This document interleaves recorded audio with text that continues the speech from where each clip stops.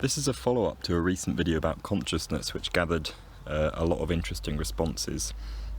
Obviously many people, probably most people, had thought about it at some point and had their own intuitions about consciousness and their own knowledge. And this video will partly be about addressing a criticism a few people reasonably had with the way I worded things, and otherwise it will just be about kind of following up some of the points I made in the video. In this clip I'm picking blackberries. I could leave them for the birds, but I've never actually seen a bird eat one, so I take some for the freezer. What I'm doing is scanning the bramble for berries which are black rather than red. My eyes are saccading across the bramble, flicking from branch to branch, and when I find a black berry, that is input to my brain, a specific pattern of electrical activity from the retina. The output is a series of muscle contractions that lead my arm to pick the berry. So image of berry goes in, arm movement comes out. The input is very different to the output, but they're highly correlated in this situation.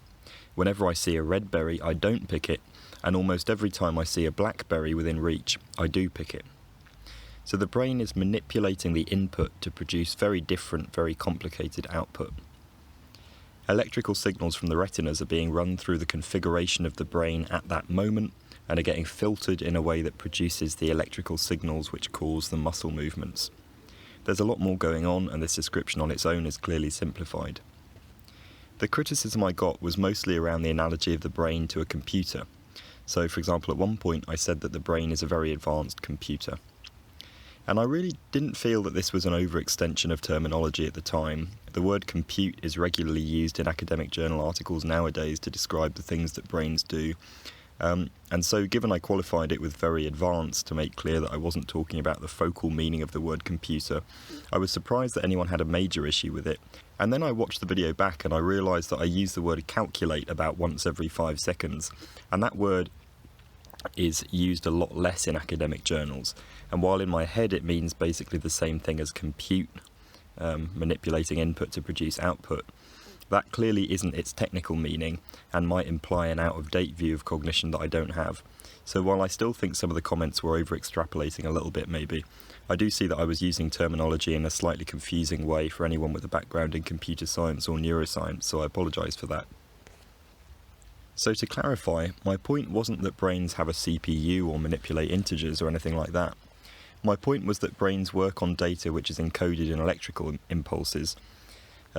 The way that neural circuits are laid out causes the electrical impulses to run through them in certain ways, and in many cases this actually causes the physical layout to change.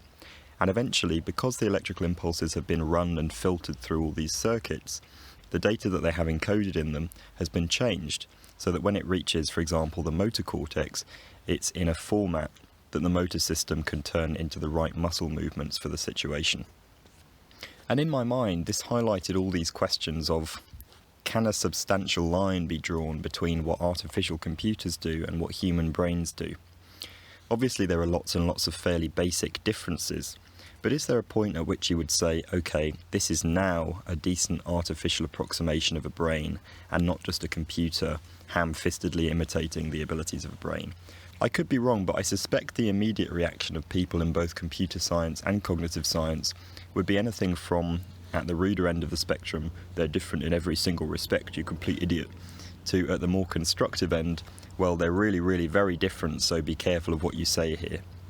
And yes, the differences are huge and not to be understated, but I suppose I'd phrase it like, on the spectrum from abacus to healthy human brain, is modern AI nearer the brain end of the spectrum yet, or is it still at the abacus end of the spectrum?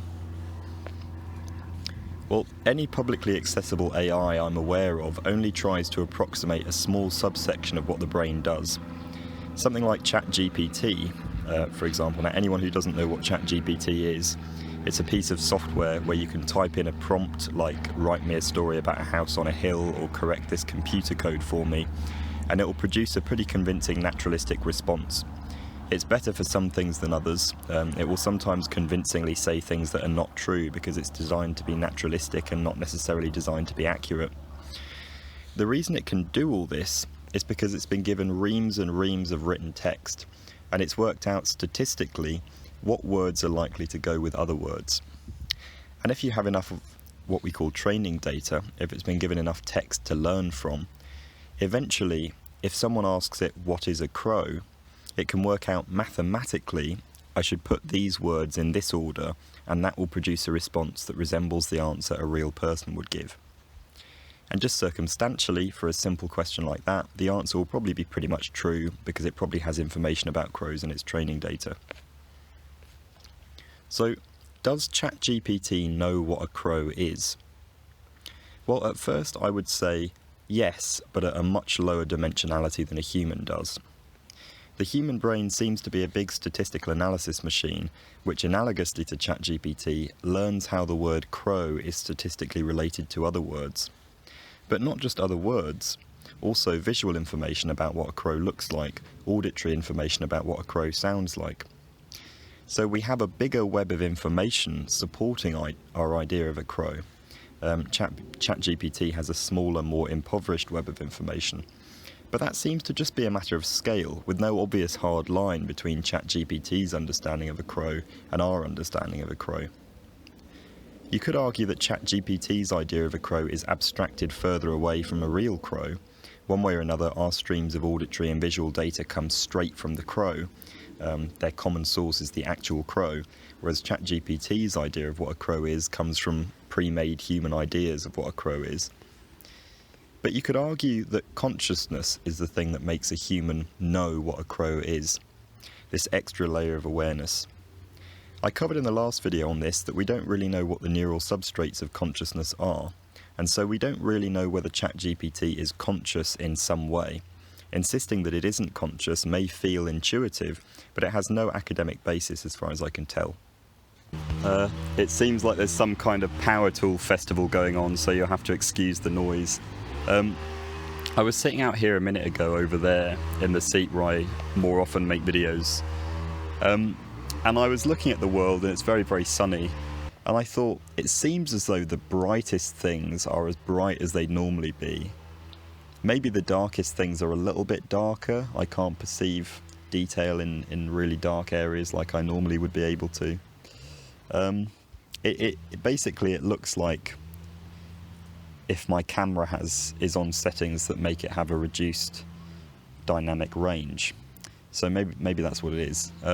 For anyone who doesn't know, dynamic range is the difference between the darkest and the lightest thing that a photosensitive surface or whatever can capture.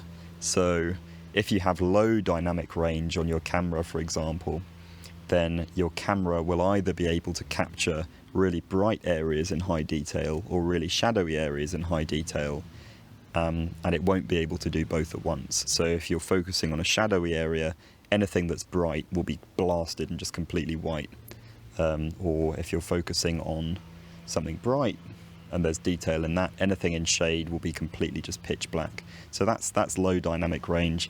High dynamic range would be what most of our eyes are able to do most of the time, which is we can see detail in shadow and in bright areas at the same time.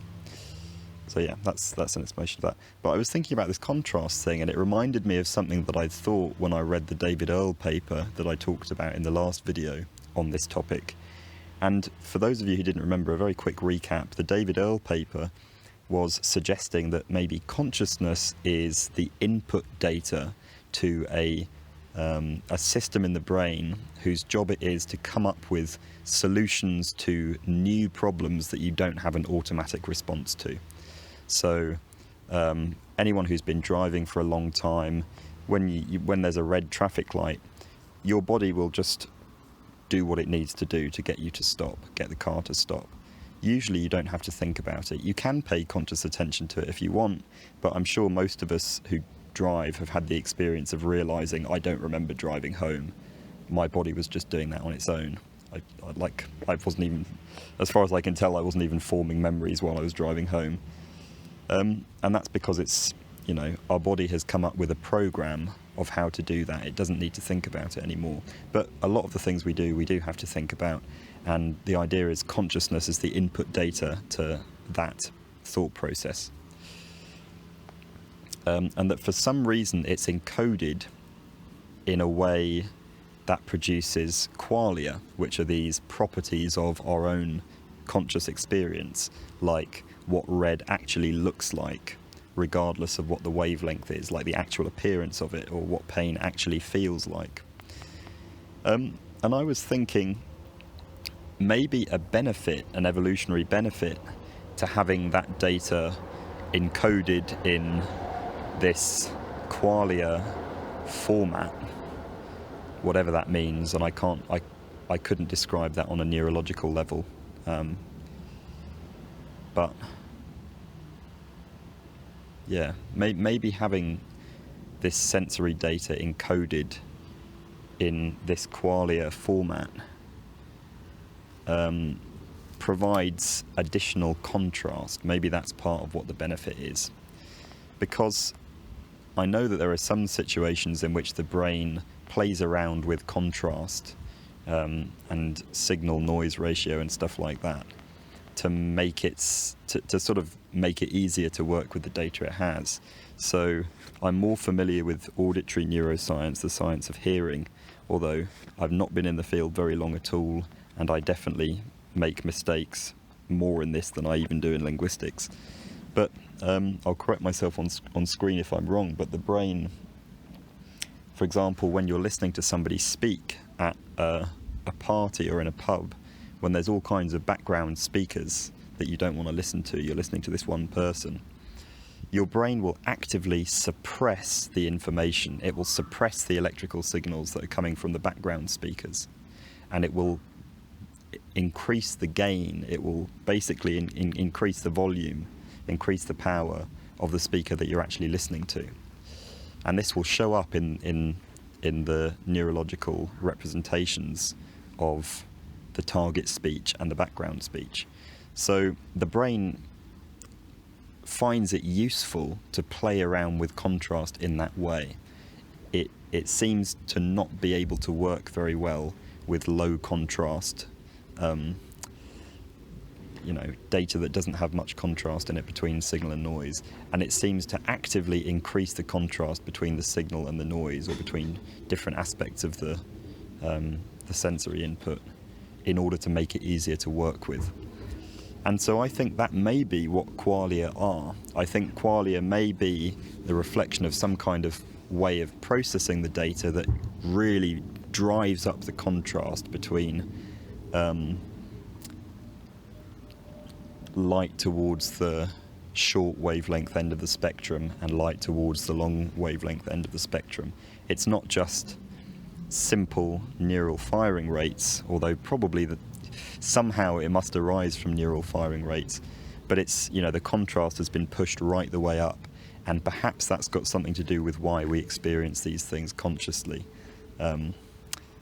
because maybe consciousness is just an emergent property of such a high contrast way of formatting that data.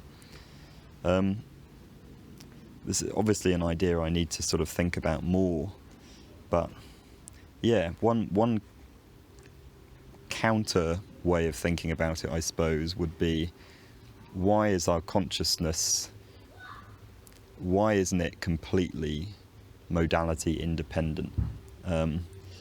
Why is it that our consciousness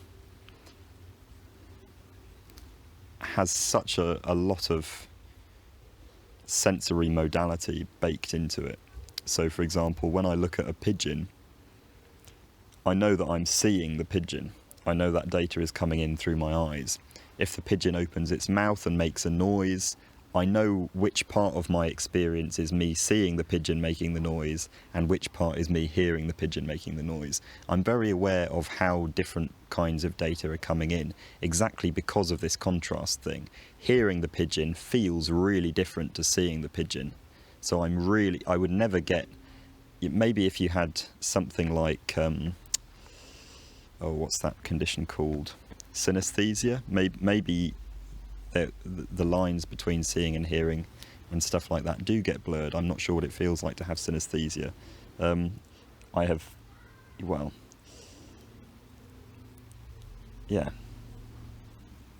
Certain drugs can produce experiences that sound like that description, but whether they resemble the medical condition of synesthesia, I'm not sure. But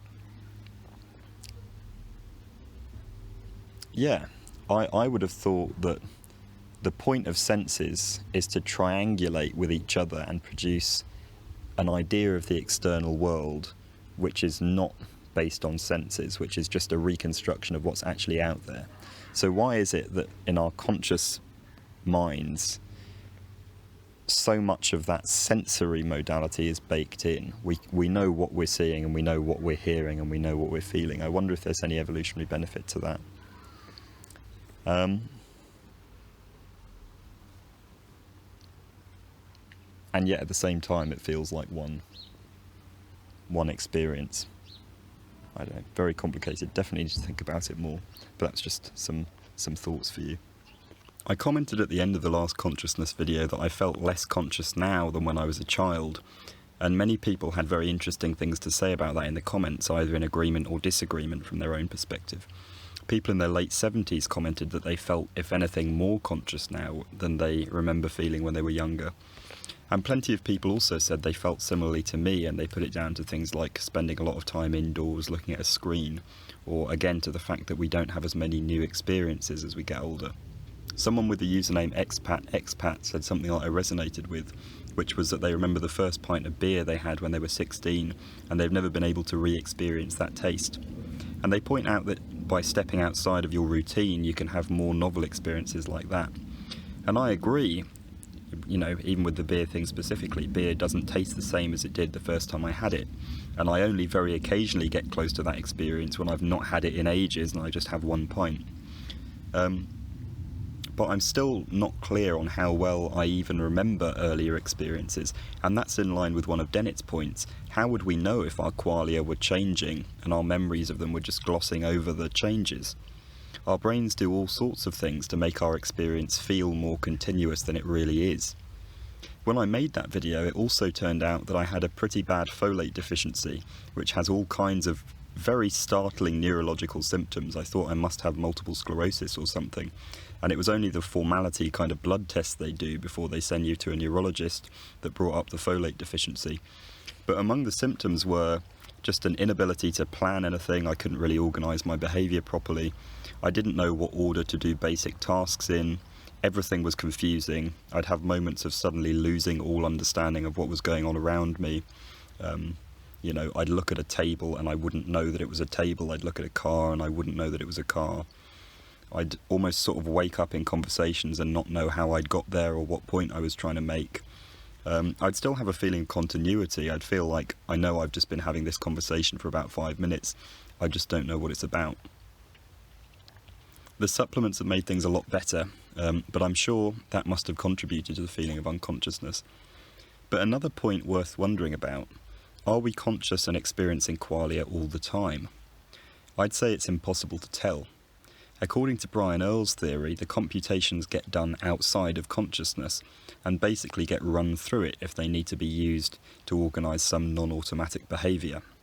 So even if you had a really mundane experience where, let's say, you didn't experience qualia because you were just in autopilot and no data needed to be put into the flexible response mechanism, if you thought back to your memory of that experience, that would then be run through the FRM and turned into qualia for a second as it passed through consciousness. So you'd experience it consciously as you recalled it, but not the first time you actually experienced it. Of course, Earle's FRM hypothesis is just one of many, and I don't want to treat it as if it's some proven scientific thing. But I think within, well, I don't know that there's any such thing as a proven scientific thing, but within a field that's, or a subfield that's so young, at least the neuroscience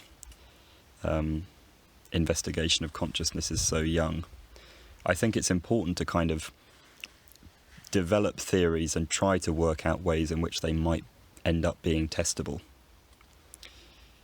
If some systems in this world are conscious, why does the single conscious entity that we experience, our subjective consciousness, happen at the level of the brain? The brain is a load of components working together. Would we even know if every single neuron had its own basic separate consciousness? Would we know if the visual system of the brain had its own consciousness, and then the auditory system had its own consciousness, and then some decision-making area with consciousness is just the one that we talk about with others because it's the one that ends up getting converted into speech and behaviour? Are there lots of consciousnesses in the brain, and the one that I feel like I am is just the one that happens to be able to talk to you? One thing that is talked about with respect to consciousness, but I don't think it's always explored in enough detail, is the fact that we can talk about consciousness and we can acknowledge it. So what we can do is say, I'm conscious, I have a subjective experience, you know what I mean by that, you probably have one as well. But what we can't do is describe what it is like to be conscious. We can do all kinds of things like, oh, it's self-awareness, it's all these things. But none of them really hit the mark because a computer can acknowledge its existence and do things that might fall under the label of self-awareness, and basically no definition we can come up with actually captures the real feeling, but we all know what it is and we all acknowledge it with each other.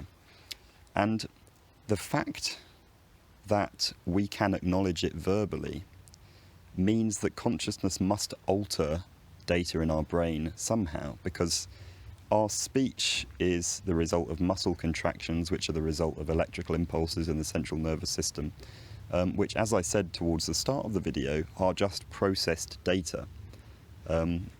Our speech comes straight out of data which has been processed, which has come from stuff that was stored in the brain anyway, and sensory data that's come into the brain. And that's what it is. So at some point in the process, this data must gain some alteration to itself, which signposts, I have been run through consciousness, or I have been conscious. And it's only because of that alteration that when it comes out of the brain, the speech that it turns into is able to acknowledge consciousness. Now, I think one way of thinking about that, and I'm going to use Earle's FRM theory as a basis for this, although I think it could be adapted to other ideas about consciousness as well. So let's say Earle's FRM theory is true. Maybe hypothesis is a better word, because it's so hard to experimentally... It's so hard to demonstrate experimentally.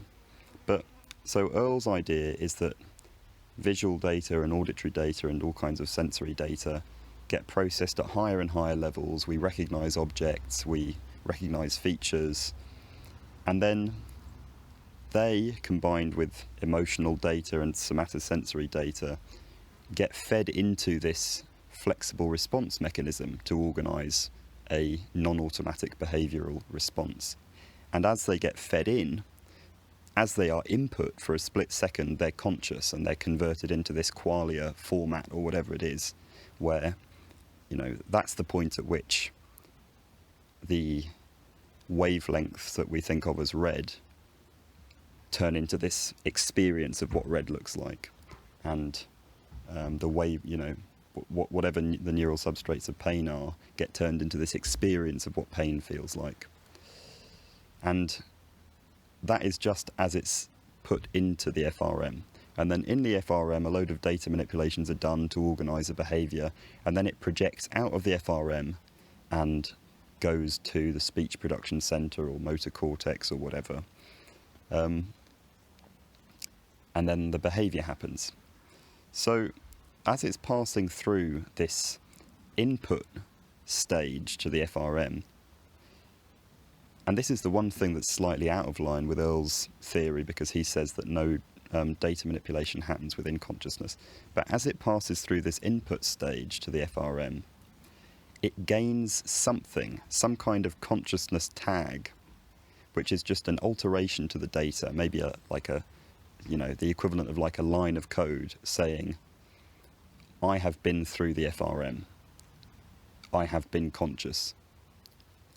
And when I say a line of code, obviously that's an abstraction. It would be encoded in neural firing rates or something somehow. But yeah, it picks up this consciousness tag. And perhaps the purpose of this tag is because sometimes that data will get projected back into the FRM to analyse it more. So maybe it's just this way of saying, I've been through the FRM 3 times, I've been through the FRM 4 times, just so that if the FRM processes the same bit of data 20 times and nothing's happened, it can maybe discard that and try and make the decision in a different way. So maybe that would be the use of such a tag. But a byproduct, a sort of side effect of this consciousness tag, is that by the time it gets to motor cortex, or by the time it gets to the speech production center of the brain, there's still this tag in the data that acknowledges that it was conscious for a very brief period of time.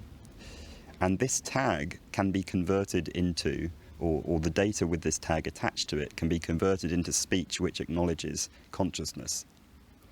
However, and this is my little explanation of why we can't describe consciousness, maybe the tag doesn't need to have a load of data about, what red looks like and what pain feels like in order to serve its function of just telling the FRM this bit of data has been through already.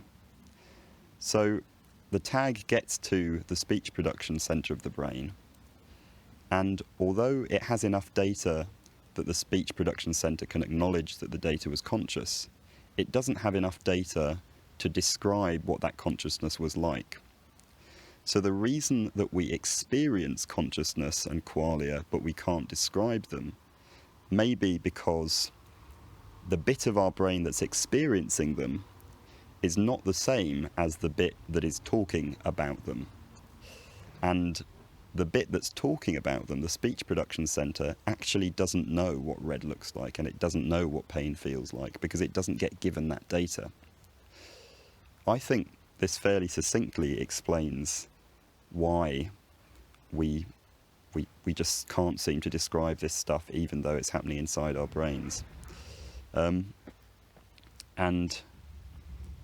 yeah, obviously it's not like a solution to the hard problem of consciousness or anything like that, and it may have been proposed before, in which case I'll acknowledge that in the description, and sorry for passing it off as if I've come up with it, but well, I sort of have come up with it, but passing it off as if it's some original thing.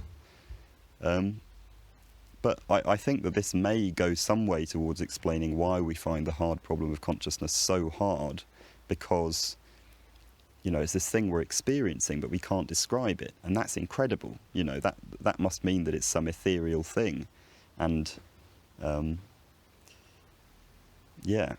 brains want to create a sense of continuity, and they want to make things cohesive for us, and maybe their way of doing that in this case is to say, well, you're experiencing this thing and you can't describe it, so that's just some wild thing that's beyond the realms of science and just impossible to study. Whereas in fact, maybe it's not impossible to study. Maybe it's, maybe there will come a time where it's understood fairly well, and it will turn out that I think a wasp has just flown straight in front of... Anyway, I think I've said what I need to say here, and I'm just now rambling, trying to find a way of wrapping it up. So, yeah. Finally, I think that empiricism genuinely is just one way of looking at and understanding the world. I've been on this world for as long as a devout Christian has, or less long, for as long as a devout Hindu has, or less long, and I think it would be arrogant of me to think that I was any closer to the answer of these questions than anybody else is. So this video isn't meant to be an attack on anyone's ideas about why we're conscious. Part of the reason I enjoy life and I enjoy my interactions with people is that we have different ideas about these things. I really mean that. So here are some ideas of mine, or possibly someone else's if somebody else has come up with them already. But I'm absolutely open to hearing everybody else's, and I certainly don't think this will be a settled issue anytime soon.